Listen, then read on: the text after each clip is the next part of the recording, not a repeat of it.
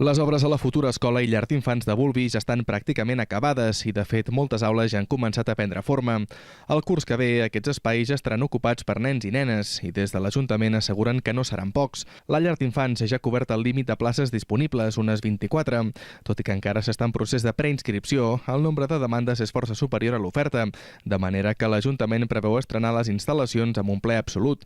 Això garantirà una base d'alumnes força important, que després faran ús de l'escola de primària. És la nostra pretensió. Vol dir que aleshores també tenim una política d'ajuts en els nens que escolaritzem tant a la llar com a l'escola i el que introduirem aquest any, la novetat de que en el tercer any o en el tercer any de la llar no hi haurà subvenció si no hi ha el compromís d'escolaritzar en l'escola, perquè ens podem trobar que anem fent un llar d'infants que siguin per uns altres centres escolars i tampoc es tracta d'això.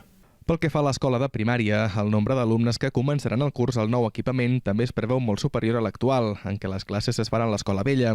Com que Generalitat ens comenten que s'ha doblat la matrícula, però clar, la matrícula no se sabrà fins l'últim dia, perquè si arriba gent nova o gent que venen a viure al poble i venen aquí, matricularan els nens, però vol dir que nosaltres estem contents perquè, clar, era una cosa que no existia. Si a l'escola apareixen 40 nens cada dia, no és igual que n'apareixessin 5 o 6, com pràcticament havíem estat amb l'escola vella.